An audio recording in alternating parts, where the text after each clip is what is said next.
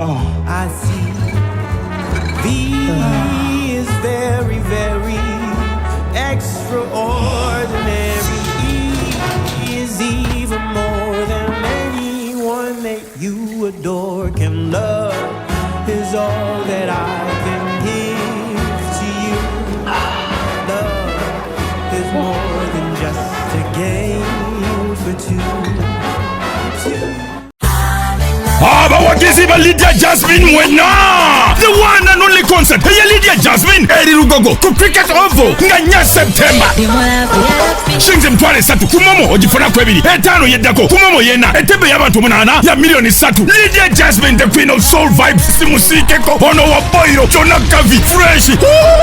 And again a great night of pure vibes. Bigger stage. Bigger energy. Hey, too much of Phenon Records. Ono Lydia Jasmine waru no mulala muko. Kale wetege ke. Hayimba woyimba. Hit ko hit. The music. The love ya Lydia Jasmine. Oh my God. Eno concept tujagala mwaka janja. Twagala byana bi first born. Ebyana bimanyo kulya sente. Ebiwoza ekisajja kyo kinani living singe kitayina motoka. Kyatama. The one and only concert. Hey Lydia Jasmine. Nganya September. Kulugogo cricket oval. Hey kutosibwako. Abitex promotion. Obolimba. Wakiririmba bulungi oleme kulimba in such a way ng'olyoza nti abaana Uganda bonna basulu. President Museveni ye musajja yekka wano mu Africa gwemmanyi akwata mukazi we oba n'akulemberamu. Baba ina kakasana nimugambye konti ampe kadi inze munyagwa. Astagfirullah. You have been abusing authority mwenda. Your lack of intellectual quality is not my problem. Kungulu oli wa kiragala mundu oli yero. Komanyoko. Ne bannange. Ale ruzungu kade kasuku tujikole sawa namba ruzungu. Ruzungu tugenda mu kujjere kutoka ntoko nimbuzi nyankuno alabudde ababbi abakyala wale somoyo manyembuto katonda ya chembuto genda weji waminge yabaweereza buno bukeeke obutini singa babu mutwale bamusonseka mukamwa bwonna n'abufulumiza mu nnyindo. Kibwa alina guno omuggo gwa Musa wayitista premium detergent. waliwo banagambye ebola y'akasajja kasendi kalimba bannange esendi bannange.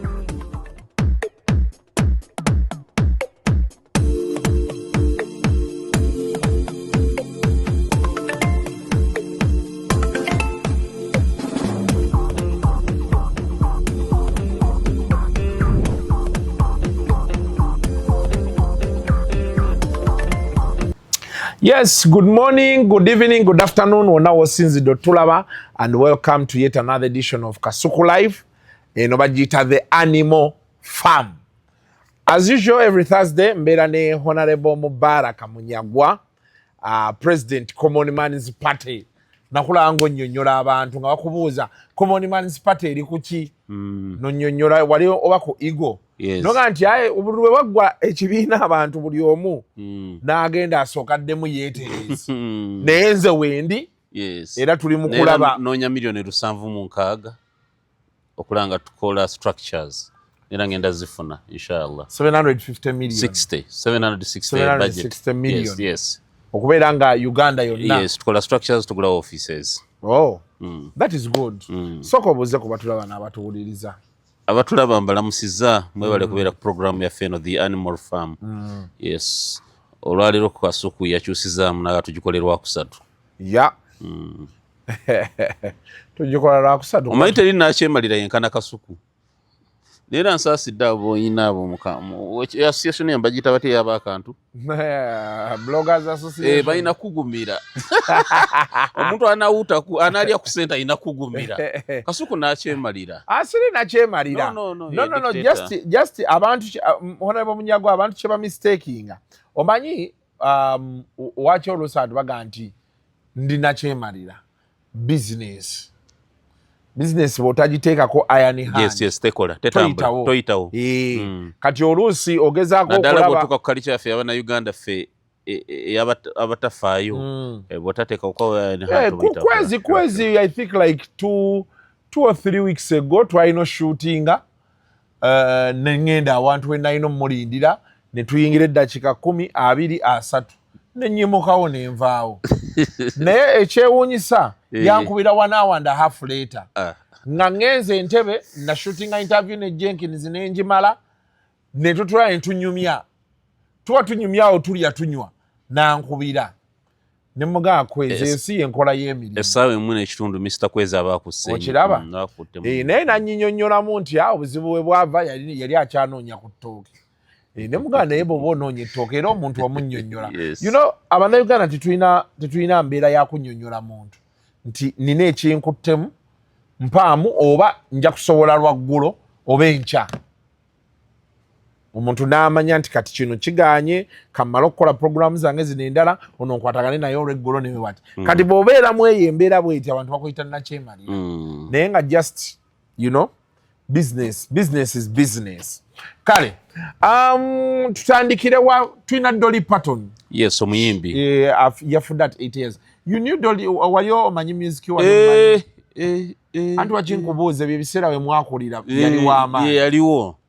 Dolly Parton ne Kenny Rogers.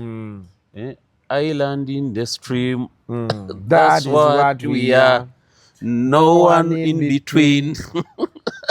Olumanyi olwo lwali lw'amaanyi. Then yayina n'olulala. Love is so strange. Olumanyi olwo. Ana lwali lw'amaanyi balimba ne Ken Rogers. Balina nnyimba bbiri. Yes. Ne Ken Rogers. Yes. Naye nze kinewunyisa lwaki oba baserebu bafa bato. Myaka 8 toba muto. Abadde muto. Myaka 8 ne bw'obadde ng'omulaba mu face abadde yayulika. Kasuku technology yazze. Technology yazze. Bantu myaka 8 kati baba bato.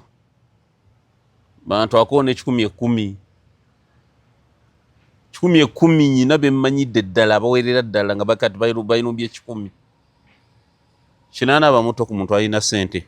Technology yazze nnyo obujjanjabi bungi kati. Yes. Naye ndowooza baserebu bano bonna ekibasumbuwa. Waliwo serebu gwe nali nsinga okwagala omuyimbi bamuyita Whitney Houston. Whitney Houston yafiirwa ku myaka 5 oba 5 mu emeka. Something like that. Yes. Baserebu baki? Whitney Houston ye yalimu ebiragalagala. Naye lwakuba tegusuula yangamba mbu gye emyaka gyabwe bw'awangaala 5 bawangadde nnyo. Omuntu okuwangala emyaka 5 mukwano oba okutteko ky'okutte. Twala eri. Lwakuba kati 50 is the new 30. Yes, it's the new 30. Yes. But omuntu yenna 75, 80. Oba ovuzeeko ky'oyise. Kasuku Abajapani obalaba abo kati gwe babaga omwana alidde emmere. Abajapani goba baby ewaka. Waayo omwana oyo Kasuku alidde emmere. Mumwene ku kyayi. But you see challenge eriwo at 80 years mobility. No ebaawo. Kasitoba werabiridde bulungi ebaawo. Kasuku shoga mbu Trump ali ati alina problem. Omulaba struggling. Munene lwakuba era ne gundi bagamba he has health issues. Amawulire ge waabwe. Gakulaga he has health issues. But he keeps brushing it off ogamba nti omulaba ekintu kitambula tekirina nnyo obuzibu. Waliwo n'abato abalina health issues. Dolly Parton afudde muto goge mazima. 80 kyadde kibulamu. Naye Mukama Katonda amwe kimule ky'omumirembe. Yes. Ye banaye ebintu bye twayogera luli ku mukyalo lye yatta abaana. Okimanyi nti byamaliriza byebbyo.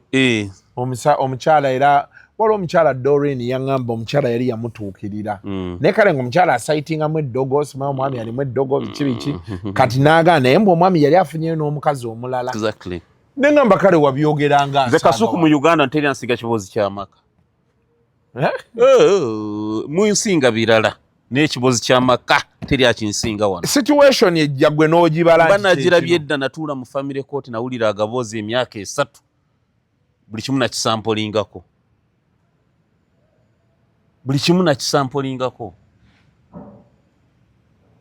nakisampolingako waliwo omusajja yali mugagga mukazi we yantuukirira nga naye ayagala kumutta omusajja yagenda nafuna mbwe eddogo Tanzania limuwa obugagga omukazi n'azaala abaana basatu tebaba balongo right triplets emirundi 3 nga bonna balina amabeere ng'agembwa ng'omusajja yaleeta eddogo n'alimansa mu buliri nti bwe babeeramu bagenda mu kikolwa omukazi aba alina omuntu omulala gw'alaba owokusatu ali nabo omukyala n'azaala abaana 3 bonna nga balina amabeere mawanvu wano ng'agembwa nga bonna bawala abaana 3 nga naye ayagala kutta bbaawo obusungu nga nyina omutta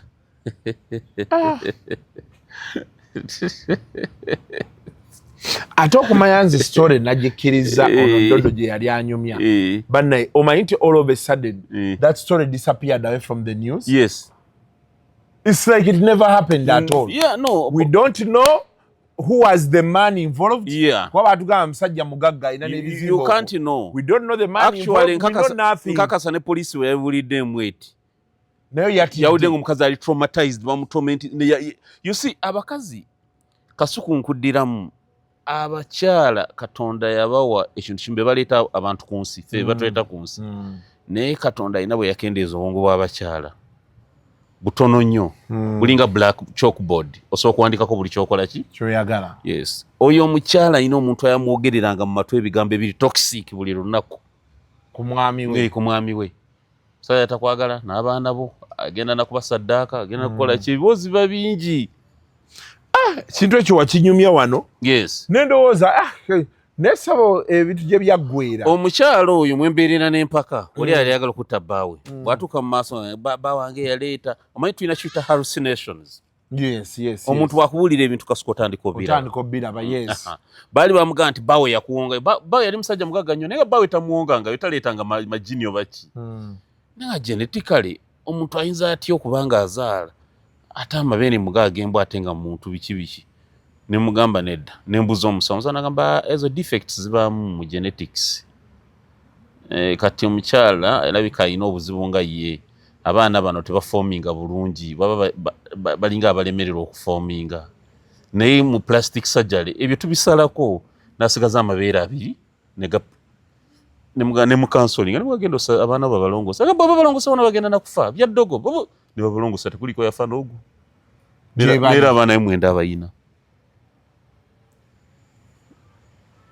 So kati kisooka n'okubanga n'ono omukyala bino byanyumya mbu ddogo nga tebyaliyo wabaawo atayagala makago gabeewo ne batandika obinyumya kuba ono yali agamba omusajja alina empeta oli yali anyumiza mbu oli mukazi yali agamba omusajja alina empeta simazi kati bali be bakwata ekiboozi nga be baali batandise kamiliyoni agenda mu nnyanja. Exactly. Kati obagwa ku mukazi omusirusiru byonna abipiikinga kati wajja ne wajja ne wabaawo kati kanku example nze we natandika ekibiina waliwo omwana wa Nupu yanvuma na saddaka nazaala wange.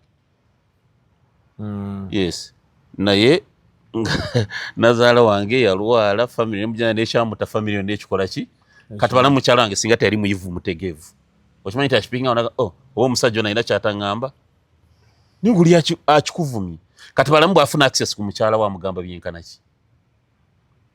And I've heard those stories actually for some time. Yes.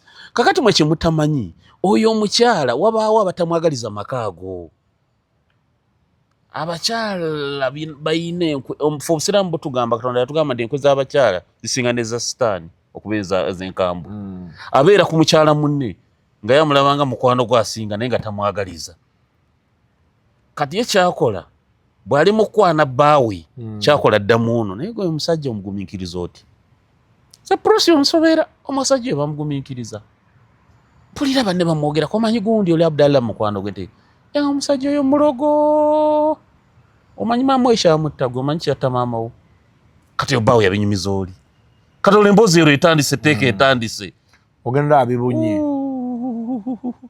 ogenda okulaba mukyalo buli bye munyumya leero ogenda okuddayo akawungezi nga bamuformatins ogenda okuddayo okugula emboozi gyanyumya tekwatagana owuliramu ey'omufuuyi w'emmindi owuliramu eyo towulira nk'omuntu ganyumya emboozi naye owuliramu omufuuyi w'emmindi ekifuuyi kye abafuuwa emmindi owuliramu ey'ekiboodabooda nga tebikwatagana oleeta pulaani eno kindi kuli omukyala byakugamba tebikwatagana kati okuzimbawo wano kino okuzimba kino lwaki tokola kimu noka naye twakkanyiza ekiro ogenda okuleeta kino owulira buli dakika womuleka omusanga avuddewo buli womuleka osanga avuddewo kumbe bamupika ebigambo kakati abakyala balina kye tuyita bannasayansi bakiyina gwogenda kubeera scientist ojja kukimanya balina kye bayita hormonal imbalance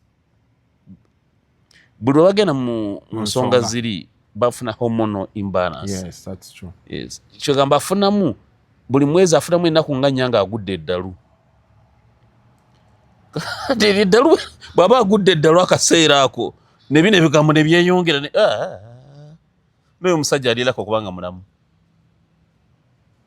Oyo omusajja aliirako kubanga mulamu. Omukyala akola ekintu n'amala okukikola n'eyejjusa ne mubuuza lwaki wakikoze. Na mama gundi yangambye ate boogera mama gundi ye yangamba n'omugamba waki tewayogera luli kati kino omaze okukikola ebyembi biguddewo kati tukole tutya. Exactly. So nja kutegeeza teri bantu babi nga babigambo tobola nze eddiini gye nsomye ga omuntu w'olugambo tajja kuyingira ggulu batabula ensi okugimalawo so kyena nze teri ansinga kiboozi ky'amaka bwe kijja bw'okitandikirawo oba okiramu. Nawuliriza ebiboozi by'amaka nga ndi meeya ne mbimalayo sirina kye saawulira. And if I was a bad-hearted man naninja kuwono n'amaka g'abantu mangi ate ag'abantu abagagga, but I kept on counseling ladies. Bireke. So I want people to know that muleka abantu babeewo n'amaka gaabwe. Oba oli yatomera esajja gwe kasita wafuna omulungi, gwe kasita wafuna ali perfect, gwe muleka oli abeere ne Kasuku we, because Kasuku taata w'abaana be. Abantu idon tebafumiitiriza nga atabula amaka, atabula abafumbo. Tamanya nti bano abaana abalese atya. Ate naffe betube bituuka eno betunyiiga. Neera gwe mukyala gwe atabudde amaka g'abantu abo. Manya nti omusaayi gw'abaana bali abaafa guli mu ngalo. Guli kuggwe nkubuuliramu. Guli kuggwe. Kale, of course some of the stories that have made headlines this week, twagende wa Katikkiro. Watulaba naye Katikkiro yabawa ekitiibwa naddala Muzeeyi Magala naawe Katikkiro yali akurifaringako ng'omuntu gw'amanyi ennyo.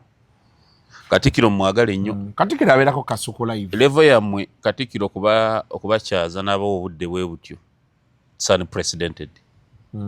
Levo yammwe Katikkiro n'abakyaza n'abawa actually ate Magala kyasuka Muzeeyi Magala.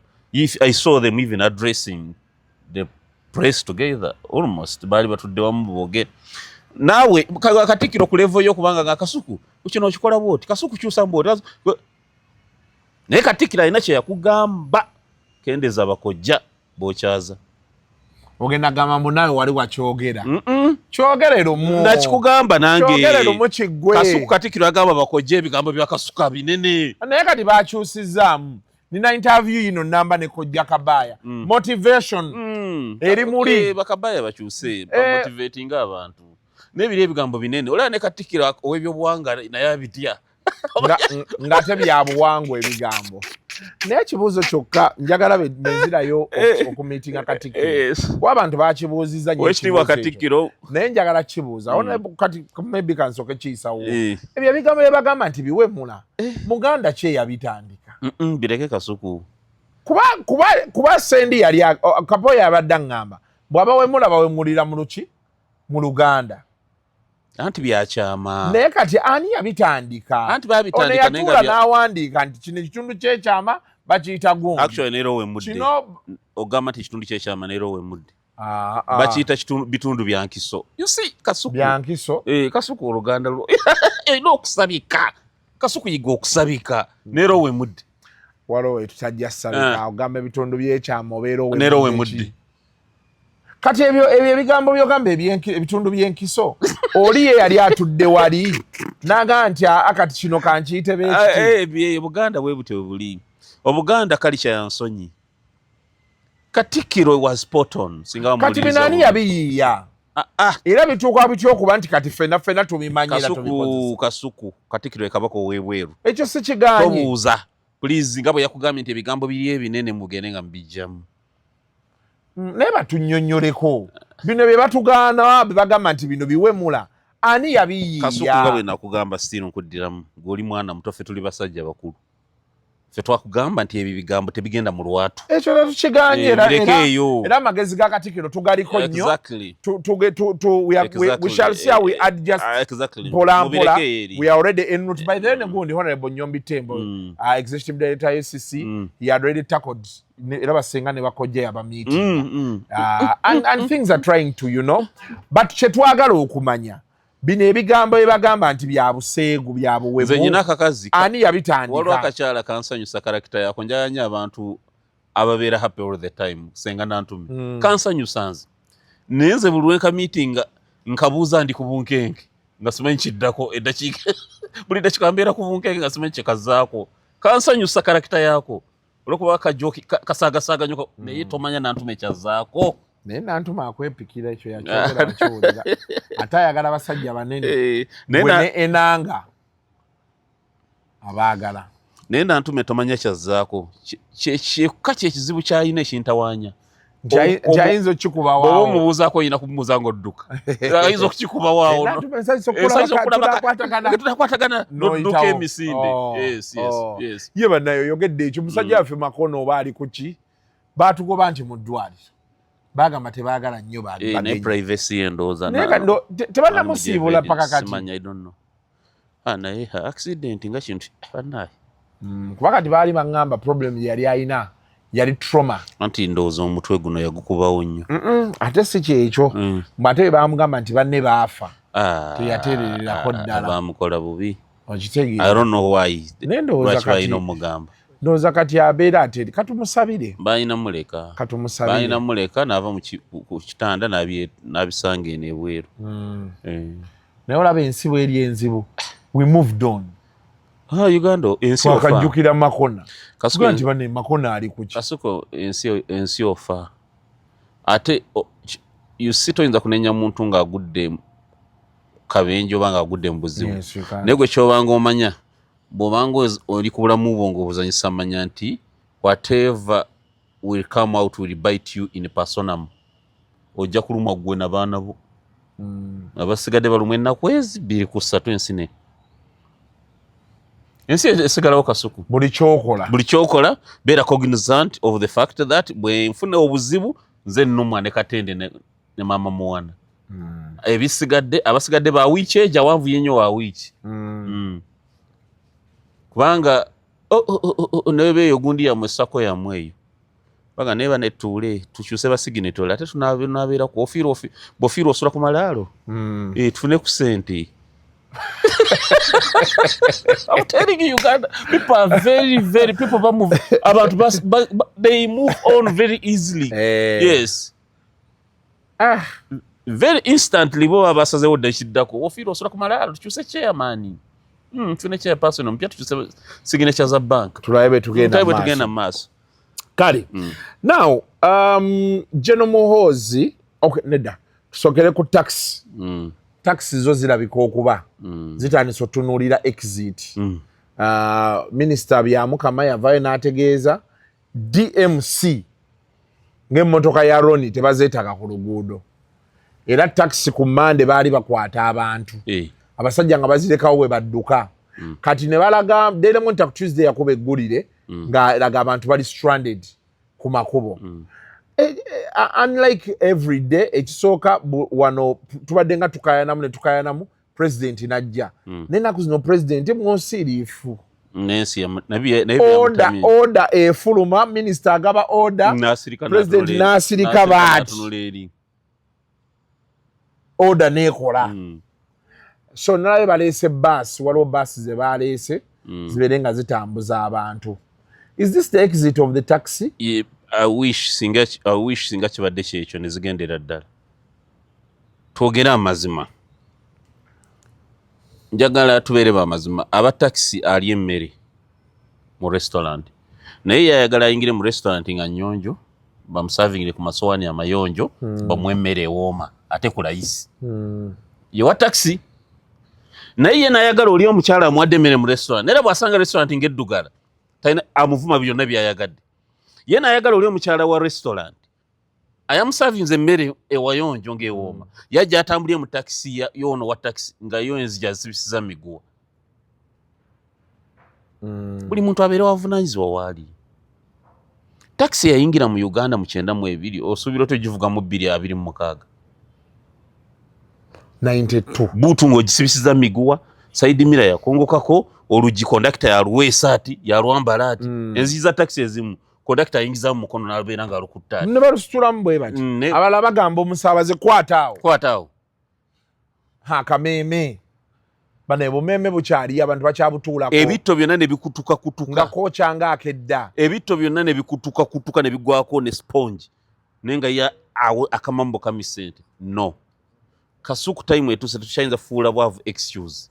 Mbugwe otuguze obutunda nga amazzi si mafumbe olwokuba bwavu kuli bubi. Ffe tulwale typhoid.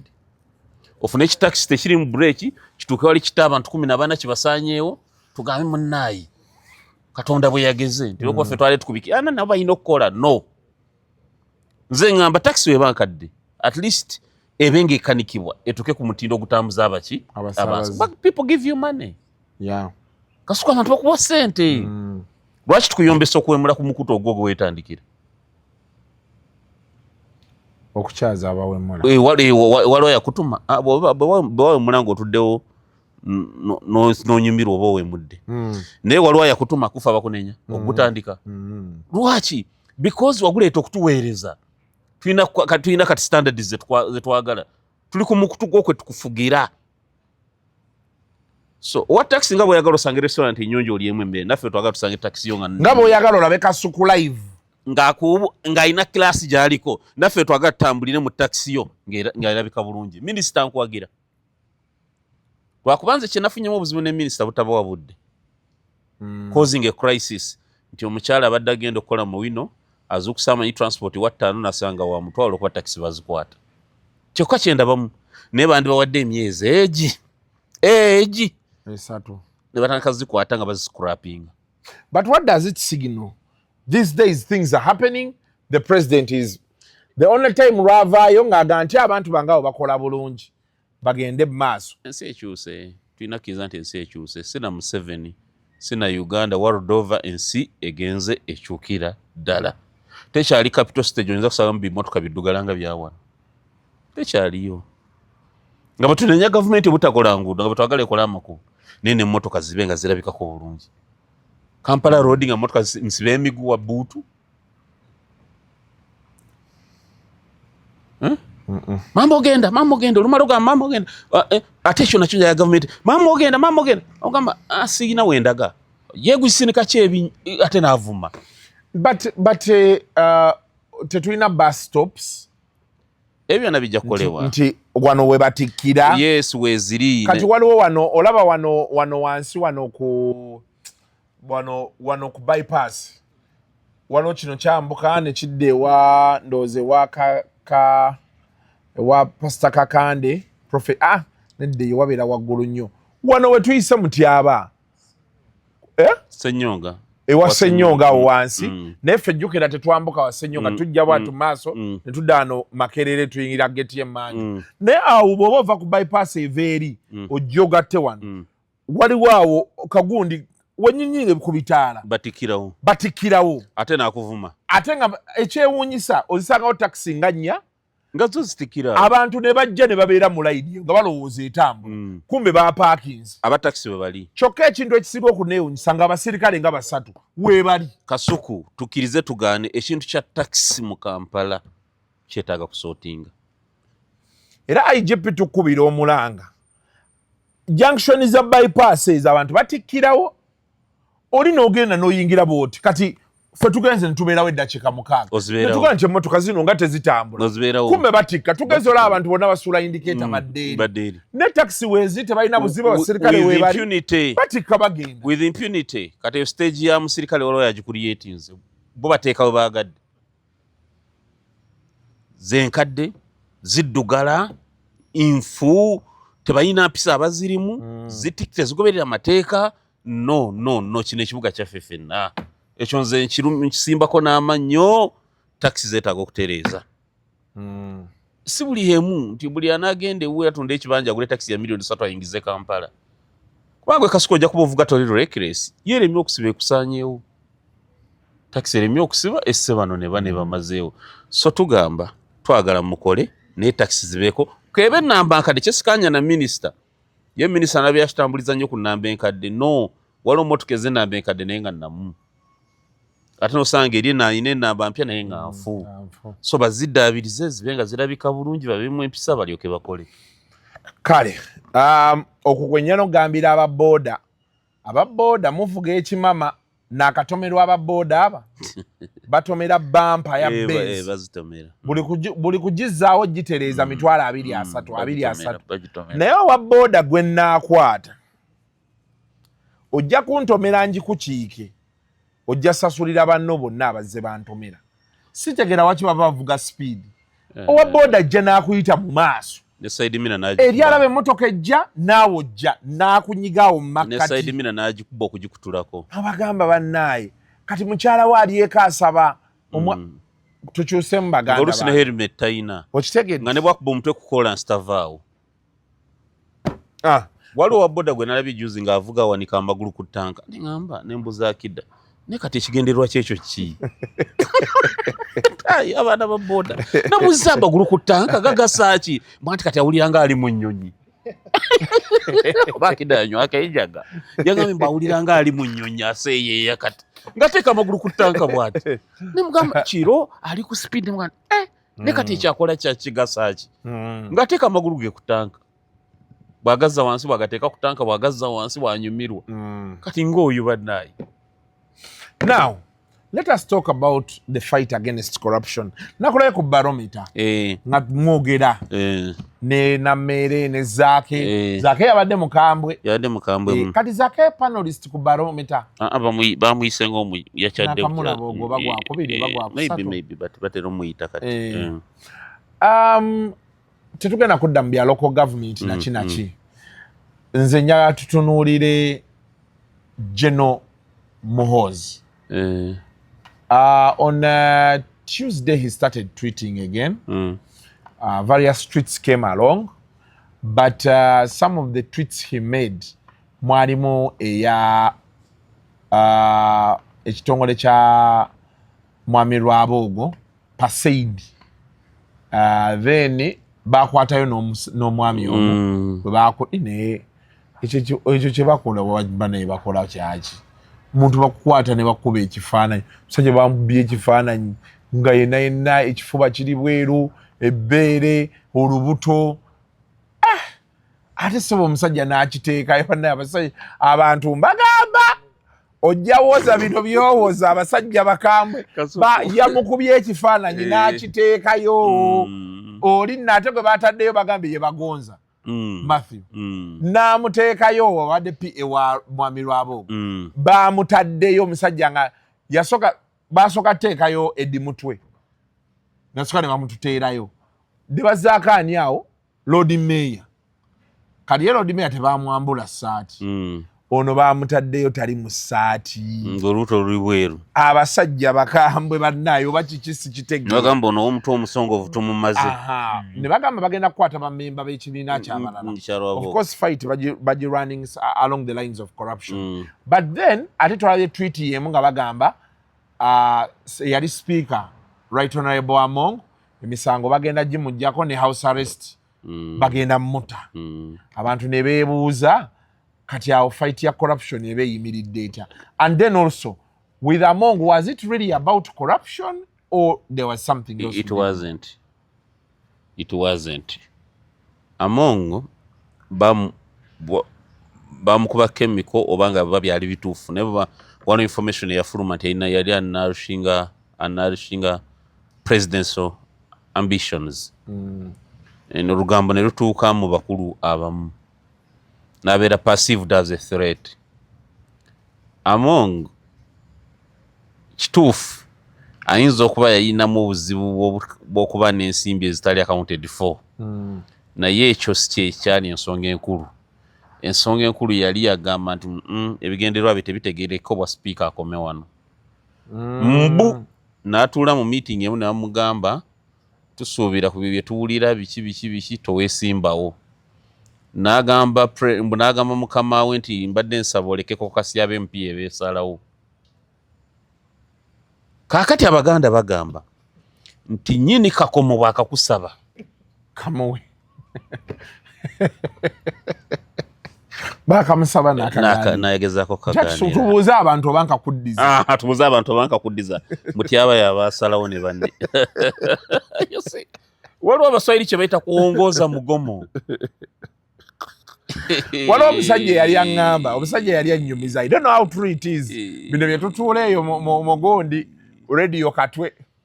Tutudde awo nagati Kasuku abampuga bonna olowooza ki ekyabakubya ne mugamba olimba.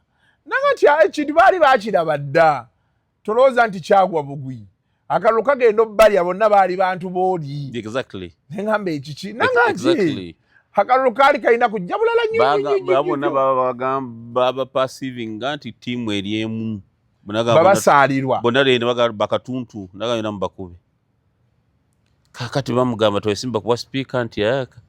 Leeta akakomo nti ate kambuze bali bannaibu.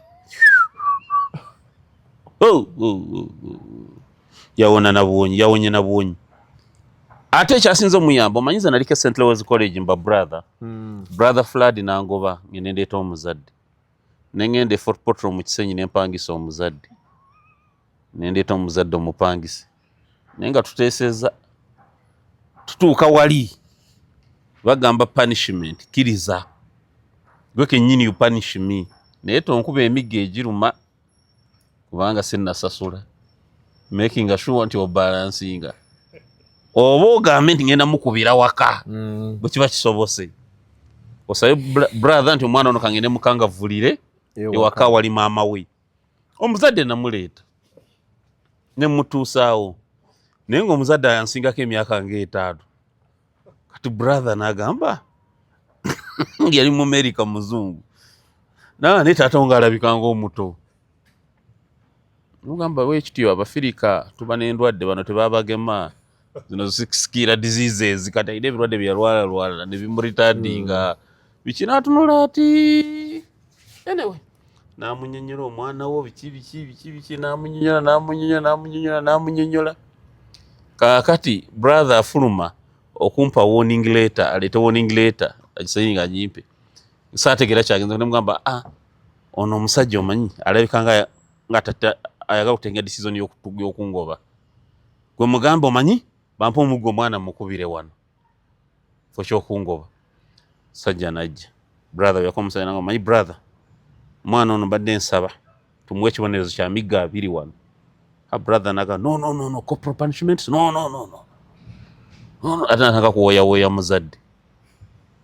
Nembera ngono muganga yongeza. Nyina mukuba naga tukikolera mu office yange. Brother amaliza nsonyi. Awula tata wo adagenza okukuba.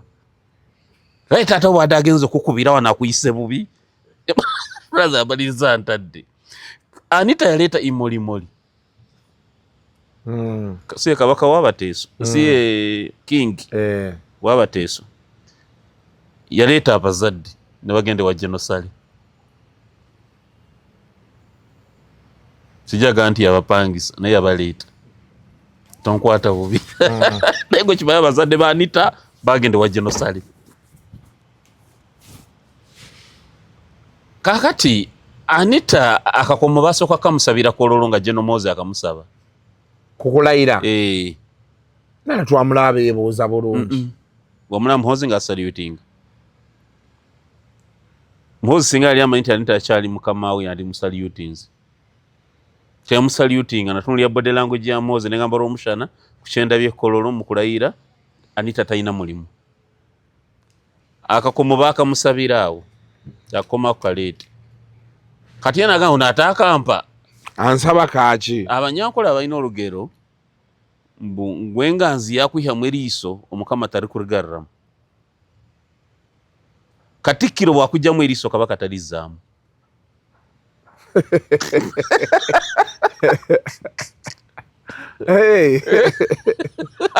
Awo wali awo olaba ne Katikkiro Charles Mayiga singa yasalawo n'akujjamu eriiso Mutebi teyandirizizaamu. So Anita we yali alina kusitadinga muddu ya Muhoozi n'amubuulizaawo mukama wange nzizeeko ki teweesimbawo n'amugamba yitaaba amawulire wano mbagaye sigenda kwesimbawo kuba sipiika ekigwerawo mumwadda mu kunyigira kabanda radio yali ebabikidde ate mwajaasa mumagala mujaase kabanda yali abika nti basebo ne bajjawo embeera yeeyo kakagwawo embeera yeeyo ate mwe mwayagala kwasa radio kati yabakolere ki neera bamugamba kaleko kasejja kutuula nga tolina bweru house arrest kuba yakonfaminze nti abadde under house arrest. Yes she was ebbanga lyonna she was basajja bakambwe ebyaddala leka naawe bakamwezi yagenda Anita n'alwala n'azimba Honorable Nsereko n'angamba mbu oyo omusajja omukyala ali bubi genda omulambuleko obusiraamu butugamba okulambula abalwadde ne mugamba balambula bali under house arrest obusiraamu butugamba kuyingira mu magye naawe nze ndeka naawe yali agamba obusiraamu butukuutira okulambula abalwadde ne mugamba butugamba okulambula bali mu magye under house arrest ne mugamba ndeka naawe ndeka Honorable gugenda kasita wagezi. So kati kisoboka okuba nti asobola okudda n'akomawo Anita n'akomerawo ddala mu public domain n'ekifo ne bamuwa. Takyaddayo kubeera kyekimu. Takyaddamu kubeera kyekimu. There are things, there are mistakes. Sigamba nti alina ensobi munkwate bulungi. There are mistakes that are not forgiven in politics. Naddala mistakes ezikwata the backbone, the spine of loyalty. Once your boss perceives it that wali ogezaako kwewagula. You know, trust is like virginity. Once it's broken, it cannot come back. It can't come back. Yes. Ajja kubeerawo minister mu Risafeddako minister wakati alina problem. Omusubira agenda mu house atule mu house abeere shared by tayebwa. Tekisoboka. But it's a sad reality. Tasobola nze nkubuulira. Kakati atalina entuula bwazimisinga ajja kuva ku MP. Either ina genda sharing we tayebwa oba zaake. Negwe zaako mmanyi. Yali atandise omusaba. Nera yali wali amulinze. Nga tajja biki. Tajjanyi n'emirimu gye njagala omutuma simulaba. Ne Honorable Tayebwa naye ng'agamba nti oli mutuufu zaake. Kati oli syndicate eyo. Naye goyinza okwendulira munno agende wa zaake. Goyinza okwendulira munno zaake. Zaaka amubuuza. Zaaka aganyina bye njagala omutuma simulaba. Naye goyinza okwendulira munno muzigende wa zaake mangu. Zaake koma byagenda okutuba Anita. Naye goyinza okwendulira munno nti gende wa zaake akulinze. Ati zaake yabanja. Ati ye mukama wa Anita kati. Nego osubira nti ogende wa zaake. Yegwe zaako mmanyi ng'afunya Anita nga yayina omutuma. Ekyezano bye yagamba mbu ate wali buzibu tujja kukolagana. Zaaka akulimba nga Yesu anta atyo. Nga mulinze ajje muwe ebirimo. Nego okimanyi. Kasuku nze eddiini gye nsoma mu Katonda yatukuutira nnyo okusasira abantu abadde n'obuyinza ne mumuvaako. Ya. Kasuku obanga gwe bambuddeko oba kiki. Omanyi omuntu abanga obadde oli mu ngoye ne bazikwambulako n'osigala ng'oli bukunya bw'obeera. But anyway, 888 nati n'emmotoka ze baazitwala. I think bajja zimuwa. Banaazimuwa. Bajja muwa. Tebasobola ozitunda ne 888 abakolera. Triple H soka yakuba Besigye n'amuteeka ku ttaka. Ye yakuba Besigye. Oh. Besigye okuddugana jana nkumbi yadde Katongoloza yali addukaani. Triple A yakuba Besigye single handed n'amuteeka wali. N'ayingira mu parliament yonna n'agikuulamu amannyo. Ku Coffee Bill kutogikwatako twali batono naye nga lwali lutalo okuyisa togikwatako. Ku Coffee Bill okugiyisa baali beerina okukuba omuntu omu yekka zaake nga basigadde Anita yabakozeeko dda. Anita ye muntu ayatambula akalulu kano nga asala tasannyalaziza buli wago ku opposition. Si yalinyisa taata wange akadaala nga asala tasannyalaziza akuleka kusaza esazi salana. So yabakolera buno mmotoka wajja bumulekera. Anita ku FDC n'agiteeka ku ttaka tebakulimba. Teri mulala. Single handedly.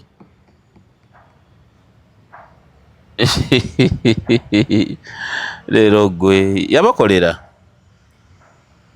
Naye yeerabira okukasuka omuggo gwakuba mujja ogukasuka ewala. Omuggo gwakuba Kadaaga yali alina gukasuka wala. Nalaba speaker lebalonda both. Nalaba Kadaaga ng'akutte both. Tayiza butamukwata. Nga yenna essanyu lyaliko. Essanyu nga limutta. Ne ku Parliament bagamba amanyi oyitawo n'abagamba naye gye muli. Ebintu bitambula bulungi. Essanyu teriyinza butamutta. Omuggo gwakuba Kadaaga Anita alina gusuula wala. Onsesezza bamugamba tuwaakakomu. N'akalemera. Tusooke tukatwale mu kokasi. Kokasi ebuzo. Tukateeseeko bakokasi nkabawa. Oba nkalemera. Ndowooza ne bagamba ate teyaliwo. Bali tebaaliwo. Nga tukamuwa. Kati akaagala. Kale. But of course, speaking about that, there is something going on between the son-in-law and the son. What is the matter? Kakati gwegenda osome family ya Gaddafi ne family ya Saddam. Abantu kati olaba Kasuku abaana b'abawala n'abalenzi tebayinza kuba na problem. Obuzibu obusinga family zonna zitabukamu gw'owasizza nga ne bannyoko bafumbiddwa. Muyingiza abantu abatakuze namu. Because ideally Oluganda Honorable Mr. Rwabogo lwalina ku Gen Muhoozi lwa Natasha. Sorry, gundi Patience Bishop. Yes. Gen Muhoozi ne Bishop Patience bemanyi bulungi nnyo buli mwamanyi obunafu bwa munne. Era ya tweetinze n'agamba oli young sister we alinga ye era amwagaliza birungi. Neera tekuli kayinza kutuusa ku munne buzibu. Hey. Hi, this is Kasuku. Now, eno bagiyita Mercedes Benz tugimanyiddeko comfort. Naye ekyenjawulo ekiriwo aba Delta Cash balina gye bayise Express Car Logbook Loan. Buli kimu kikolamu express. Ojja wano n'oleeta logbook yo ne tuprocessinga national ID nayo ogireeterako ne bank statement ne tuprocessinga okuva ku miliyoni 2.5 paka ku miliyoni 3. Ng'ogenda na mmotoka ovulumula logbook nayo ng'otwala ng'ate tutandika kulaba okola ki. Bagise Express Car Logbook Loan okuva mu Delta Cash. Buli kiseera nzija na birungi nkubuulidde tobeereeyo fees ziganye, tobeereeyo ekyana kikulemye okyakaza nga Delta Cash weeri. Tulina alya wano wabi kanfuga ngende mu benzi yange. Is ordering your stock from China, Turkey and Dubai stressing you so much? Is it taking you months and months for you to get your stock? Just 1, 2, 3 and trade like a boss you are. 1. Talk to Iran Global Logistics on 0740 152 331. 2. Let us know whether it's sourcing or sending money to a supplier that you would want. 3. Enjoy our unmatched customer service. Trade like a boss with Ryan Global Logistics. Find us at Nabugabo Street, BBC Building, room N412. Call us on +256 740 152 331 or +86 180 723 935 or +86 132 502 15685. Or visit our website on www.rangloballogistics.biz. Rand Global Air Express Cargo. We move anything, anywhere. Ne problem buli ombwadde uwa ina gwabera na mbuliri atazalibwa nabo. Omukyala Muhoozi naye nabyanyiza okukasukayo. Naye okakasa. Abo gutaya tufiriza kintu kyaffe. Tata gundi onsobera. Ne Kasuku leero bo oyagala ki? Ajja kukuva Kasuku. Kasuku ajja kwambula essaati eyo. Mozi bebeyo gyeraga. Tugireka ajja kuba. Mujja kuwulira omugo bwe gutokota. Tata gundi onsobera. Buli muntu nakujoga ng'otunula butunuzi. Oyo naggwa. Kati nono Rwabogo naingira mu Natasha amuguni mu pesi bashitongena ni muzeyi bitu bino ngate bitambula family lifa bwe bito biba family zaawukana nga mulimu abatali family members nga bazene bazijoininga nera empire z'amanyi singo zisuula bakona bamulamu bakabana na balamu kwanga bo bajja nayingiramu ekyama kino ekibadde ekya family kati Muhoozi Gen Muhoozi ne Gen bayina ekyama buli omu tayinza kulya munne muki luki naye bw'oyingiza omwana n'afumbira ono n'awasa ono n'akola ki ne Sali nazaala Gen nazaala nabo ne bafumbira kati ebyama bitandika okugenda mu ba third parties ba munyagwa nempa omwana wa Gen amagezi ne mu formattinga nayingira mu family nagalowoozo ga munyagwa omunaku ayakulira munaku nago nagayingizaamu ne Kasuku ayakulira eyo waabo babasamize naye naleeta ebirowoozo naye nayingizaamu negundi family netandika okutabuka. I'm telling you it's eminent by now. Waliwo obuzibu kino. I'm not a prophet of doom. Empire nene kyekizisuula taata gundi oba baaki nsobera olinga atalina Geno kale kozi wangamba ndeke kwogera ku bintu byo akantu akabeera kakutokotera mu mutwe oludaku lulamba n'oli mwannyoko nga waliwo naye kye baamugambye naye mwamugamba kitamu yazaala oli yekka ne Bishop ne kasiiba nga katokota n'oli ng'omuliro gukutte ate what is on helping ekinzo but nze sibaagaliza kutuuka because me am not a sadist. Bandi badde bakakkana kubanga balina bali muntu omu family kati eryewegu Rwabogo kati muganda wa Gen Muhoozi ideally abakati nga muganda wa Gen Muhoozi brother in law ina baba Luganda omusayi gwekwata kuba Gen Muhoozi kojja w'abaana ba Rwabogo so tewakyali kigenda kwawukana nnyo kiri awo kati challenge omu ku bateming ambitions bamusookayo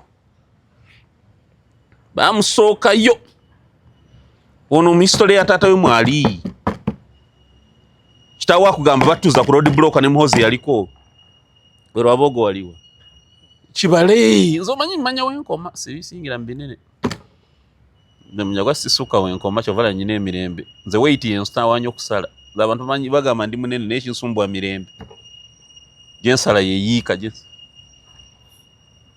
ono taata wagamba atuuza ku road block ne maama Janet naono omwana yali wa myaka emeka 5 waliwo tewaliwo singa kwali kufa nono yali agenze gwe tewandifudde omwateminga ambitions azisaleka azikwatemu ekintu kitambule Kasuku omugo ogujja kutokota nga tokyuse byoyogerako ne tudda ku birala era we mbadde njagala tudde ku birala we twasemba okubeera wano be twali twogera ku Besigye ezimu ku solution ze watuwa wasaba nti genocide ayingire mu nsonga ya Besigye asobola ogibaamu n'agimala asobola era twagenza olaba Gen Muhoozi ng'agamba nti ensonga za Besigye twazikwasizza genocide boogere naye please Gen Sale nkusaba eyo tweet wagirabye please nebi nebintu byatwogera mti aba tweet ziteekeyo beera ng'ozituteerayo abantu balemerowooza nti tumala googera mugo gujja kutokota musajja oli baamuleese ng'ekifuba kiri bweru natiddemu ate ezo ze sayizi zaffe tetujja kunyuma ng'embuto zituli bweru ekintu ekyo kyankiisiza abasajja nga tebakyayagala kumanya okuleeta Kasuku military detention waliwo gurupu y'abamawulire gye tulimu oli yagaye nti be banaaleeta omuko lwajja okukakasa nti bya ddala bakuleeta tebasobola oleeta omuko bapima Sezaala ali bweru simu egenda okuvuga nti weewaca ng'omugo gutokose ng'ekifaananyi tukirina Kasuku wandigeze kubikwatako nti aba temulina byakwogera birala mugende ono muno bajja mukuba naye ogenderayo ki lwaki tobireka obanga asaaka mbivuddemu mbitadde kati nze mba nenja atudde ku kya Gen Sale ne Dr. Besigye Gen Sale nze nkusaba mukama wange funa obudde otuule mu nsonga eyo we need a political solution waliwo abavubuka abato benda babo Katonga nabadde ku gundi ku 1-on-1 n'ekyogerako nti we need a political solution Munyagwa walya lwaki ogaa Dr. Besigye mbwa olinga agamba atese ne Museveni idiots mwe nze ndaba recruiting mwe abasinga wazizi Besigye nga tuli recruiting abavubuka abo eriyo kakati gwe Besigye alwanirira kinga yafudde changes Besigye zayagala mu Uganda zibeemu azeetaaga naye mulamu azenjoyingeko tweet yino yes Dr. Kebbi will be handled by Afande Sare. If he wants forgiveness, he should talk to Afande Sare. Mzee has given Afande those powers. Please, nze wamanze ndi musanyufu. At least now. Bwekiba kituufu. Manyi ne Gen Muhoozi tweet za mukulu. No tweet ya Gen Muhoozi. Ye. Bweba Kasuku byandaze nga bya Gen. Manyi ne Gen achuka inzo okukyamukiriza ate nchana achuka. Wamanze I'm grateful. Tufune political solution. Besigye mulwadde. Kasuku Besigye yeetaaga okubeera awantu wasobola okulya emmere gy'ayagala alaba omusawo gw'ayagala asookadde engulu. Oba okitegeera kyenjagala Gen Sale atuyambe kyaba asookerako mukama waffe Gen at least kabeiru kano ko kabeewo omusajja afulumadde ewaka house arrest abenga asobola okulya emmere basobola okumulambula you understand biri eby'omusajja ali obwerere baabijjeeyo naye bamutubirina alabudde bwabwerere omusajja bamulaze gwe boowagawaga gwe bajja kutayiminga ennyonyi ya president esituse egenda mu bwenguleeti egenda bweru owulire problem ebifaananyi byonna tubenga tubirina president anaagenda okulandinga yoga we wacha ng'ebifaananyi tubirina Kasuku so today wali kakati nzirayo wali anti guntabula olwaleero wazze toli coordinated nze Afande Sale nsaba tusooke kabeiru please kindly an unconditional bail mwizo ga kuteekamu ka condition ti asigale ewuwe tavaawo ne Besigye ave Luzira adde ewuwe abantu bonna buli abagamba Besigye toteesa bo bali waabwe buli omu ali mu buliri bwe na mukyala we oli omusajja n'okwogera tasobola kwogera mulwadde muyi ali mugundi nze soogera bino ntera okuba nti emisango gy'ovunaana Besigye bangimanyiko naye but Besigye you know me nze Kasuku nyina ekizibu omuntu mukwano gwange aba mukwano gwange nze omuntu gwe nali ntuddeko ewuwe ku dining ne tulya emmere ne bw'aba asse muntu so agamba simumanyi I can't do that so nze Besigye mwagaliza abe mulamu oba akyali mu politics oba taliimu naye abe muki mulamu so nze nsaba Afande Sale okibanga kituufu byendabye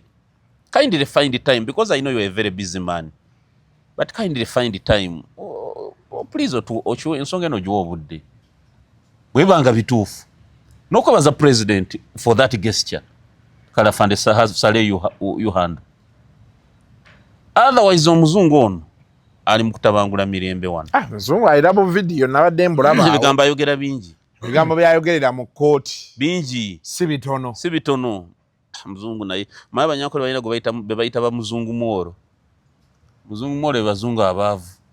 Yono. Baba nekala njeru naye ng'esente tewali bulungi. Abanyakole bayita bamuzungu mworo. Muzungu mworo babantu bakala njeru naye ng'esente tewali. Ayogera ebigambo bingi neze nsaba wabeewo forgiveness. Yeah. Yes. Now nga tuwunzika okuva wano ku internet tulabyeko boycott. Waliwo boycott yatandise naddala eri Bannayuganda abali ebweru w'eggwanga abawagira ligimu eno babaga nti ligimu yakabi ekoze buli kimu.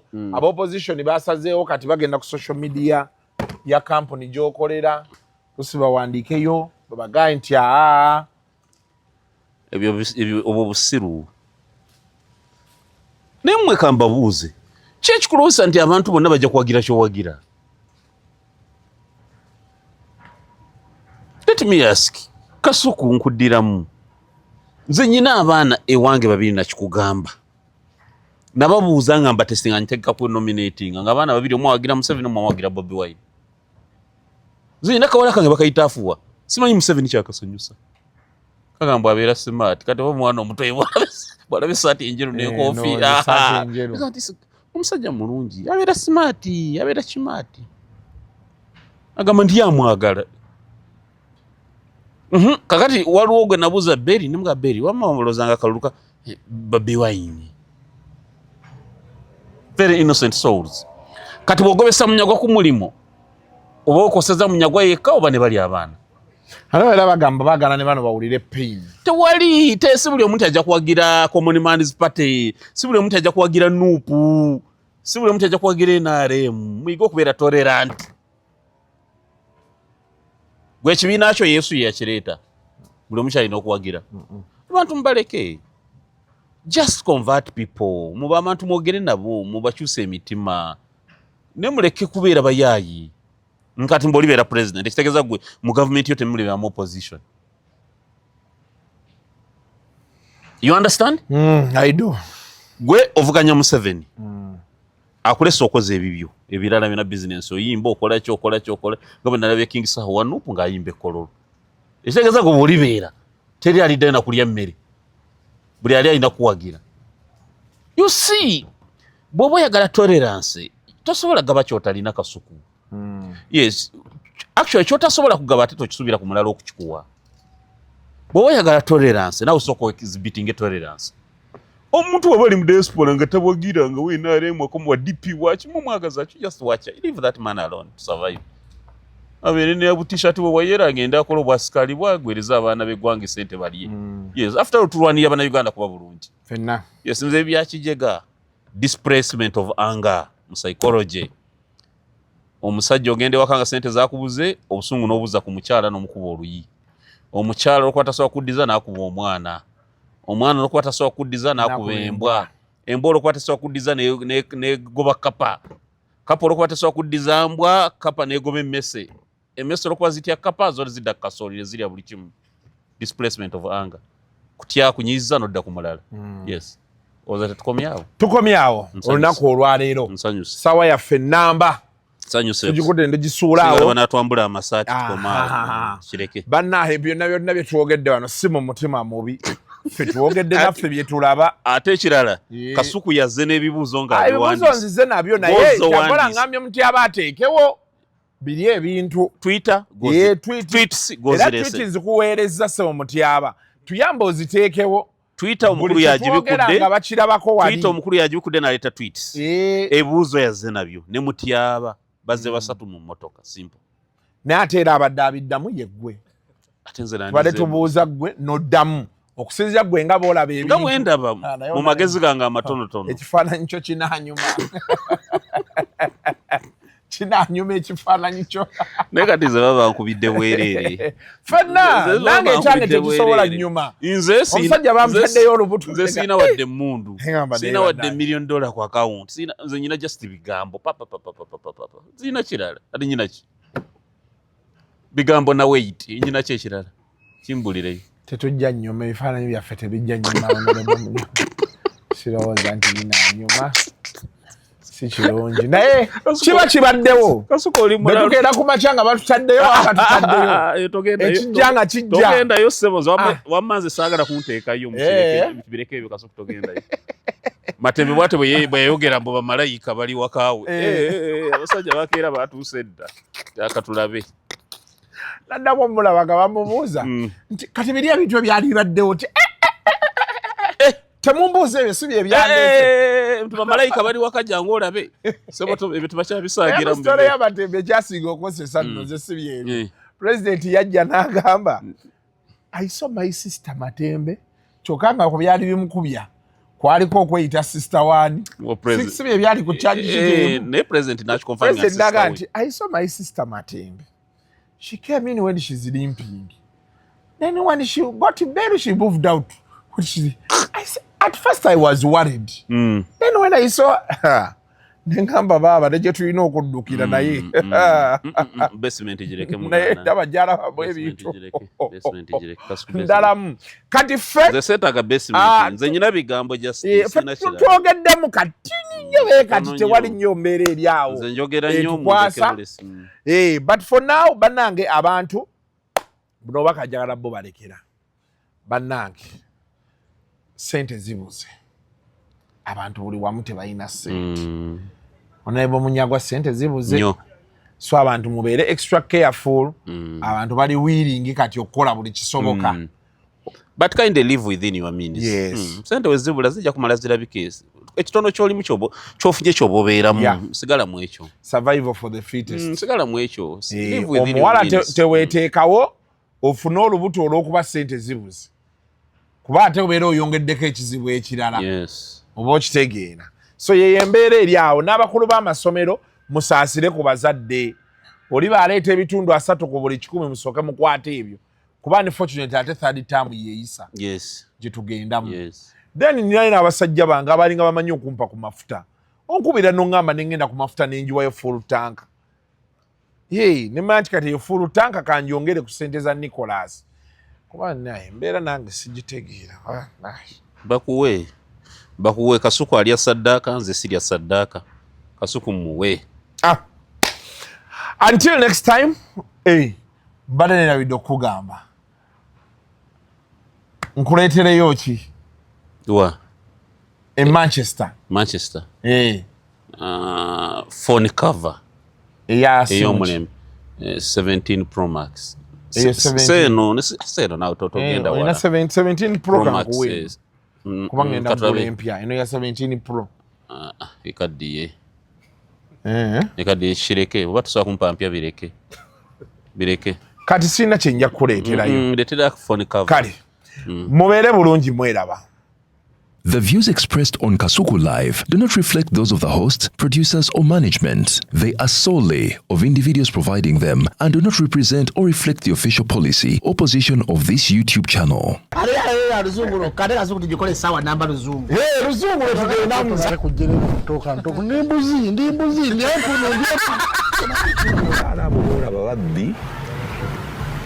Abakyala wereso omuyomba enyembuto katonda yekyembuto genda wegiwaminge yabaweereza buno bukeeke obutini singa baabumutwale bamusonseka mu kamwa bwonna n'abufulumiza mu nnyindo kibalina guno omuggo gwa musa wayitista bibiyamu detergent waliwo banagambye emboola y'akasajja kasendi kalimba bannange esendi bannange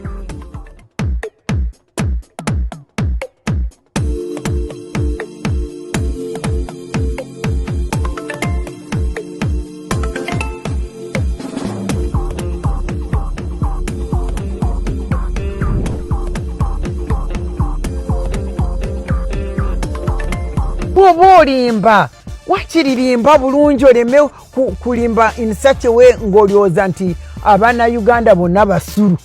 Pulezidenti Museveni ye musajja yekka wano mu Afrika gwemmanyi akwata mukazi we oba n'akulemberamu.